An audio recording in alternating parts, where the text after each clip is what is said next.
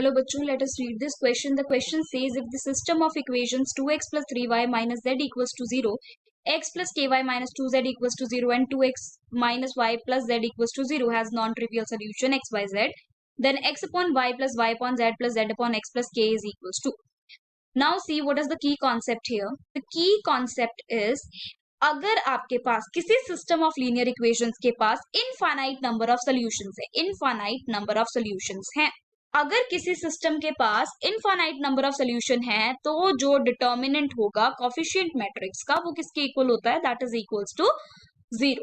यही की कॉन्सेप्ट है. ये हमें क्रेमर्स रूल बताता है कि अगर इनफाइनाइट नंबर ऑफ सॉल्यूशंस हैं देन डिटर्मिनेंट जो होगा कॉफिशिएंट मैट्रिक्स का वो 0 होता है. कॉफिशिएंट मैट्रिक्स में हम क्या करते हैं, एक्स वाई जेड के कॉफिशिएंट्स को कॉलम्स में लिखते हैं, उसे कॉफिशिएंट मैट्रिक्स बोला जाता है. क्लियर. अब क्वेश्चन में देखते हैं, क्वेश्चन में समझते हैं तो ज्यादा अच्छे से हमें समझ में आएगा. क्वेश्चन में 3 हमें इक्वेशंस दी गई हैं. क्लियर. 3 इक्वेशन सबसे पहले तो लिख लेते हैं यहाँ पर. सो सबसे पहली इक्वेशन है 2x plus 3y minus z equal to 0, x plus ky minus 2z equals to 0, 2x minus Y plus Z equals to 0.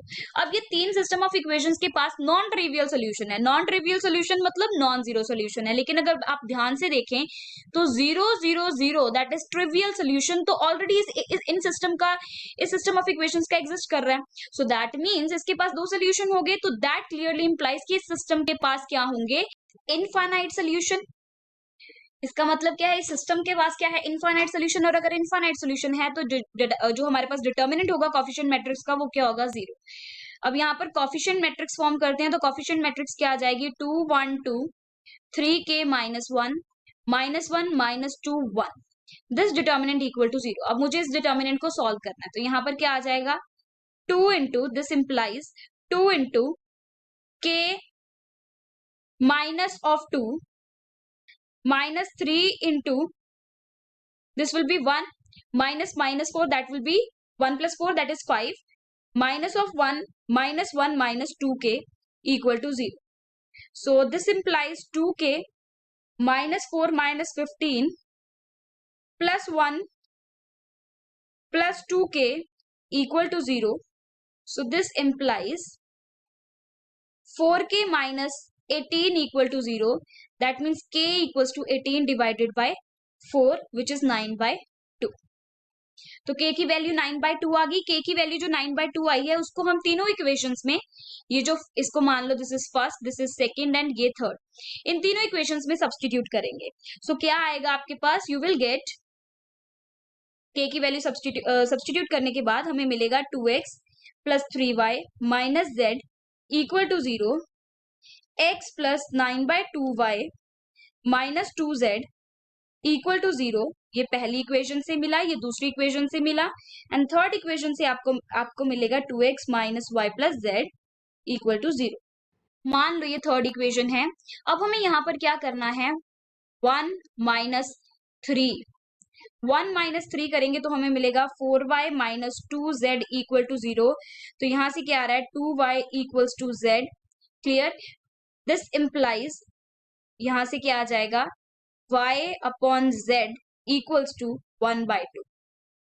इसको ए इक्वेशन नाम दे देते हैं. अब आगे चलेंगे.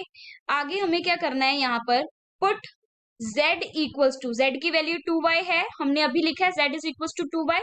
z इक्वल्स टू 2y को फर्स्ट इक्वेशन में, इस फर्स्ट इक्वेशन में पुट करेंगे इन 1. सो क्या आ जाएगा आपके पास, you will get 2x plus 3y minus 2y equals to 0. यहां से आ गया 2x plus Y equals to 0. तो x अपॉन y की वैल्यू आ गई दैट इज माइनस 1 by 2. इसको b इक्वेशन मान लेते हैं. राइट. अब हमें क्या करना है, अब देखो यहाँ पर हमारे पास y upon z, x upon y की वैल्यू आ गई है. तो यहाँ पर अगर हम y अपॉन z को मल्टीप्लाई कर दें x अपॉन y के साथ तो क्या आ जाएगा, y अपॉन z की वैल्यू कितनी है हमारे पास, 1 by 2. तो ये आ जाएगा 1 by 2 इंटू माइनस 1 by 2. तो ये कितना आ गया, माइनस ऑफ 1 by 4. राइट. ये आ गया आपके पास, this y and this y get cancelled out. तो x अपॉन z की वैल्यू भी आ गई माइनस 1 by 4. इसको c मान लेंगे. क्लियर. अब हमारे पास k की वैल्यू भी है, we have the value of k. Right. We have the value of y upon z. फिर हमारे पास x अपॉन y की वैल्यू भी है, x अपॉन z की वैल्यू भी है. मुझे यहाँ पर बेसिकली अगर आप क्वेश्चन में देखें तो मुझे z अपॉन x की वैल्यू चाहिए, तो यहां से हम क्या करेंगे, यहां से z अपॉन x की वैल्यू निकालेंगे। So this implies z upon x कितना आ जाएगा, -4 आ जाएगा, इसको c नाम देंगे। अब हम मुझे चाहिए क्या, क्वेश्चन में क्या डिमांड है, क्वेश्चन की डिमांड है x upon y, y upon z plus z upon x plus k। ये कितना आ जाएगा आपके पास, x अपॉन y की value 1/2, then x upon y की वैल्यू यहाँ पर -1/2। क्लियर। y अपॉन z की वैल्यू कितनी है, y अपॉन z की वैल्यू है 1/2। z अपॉन x की वैल्यू कितनी है, -4 एंड k की वैल्यू कितनी है हमने फाइंड आउट की, 9/2। तो यहां से इसको सिंप्लीफाई करेंगे तो ये कितना आ जाएगा, this will be equals to 1/2। So 1/2 your final answer is 1/2। तो कौन सा ऑप्शन करेक्ट होगा यहाँ पर, 1/2, that is option 3 is the correct option. So your final answer is option 3, that is 1/2. Clear? Hope you understood the explanation of this question. Thank you and best of luck.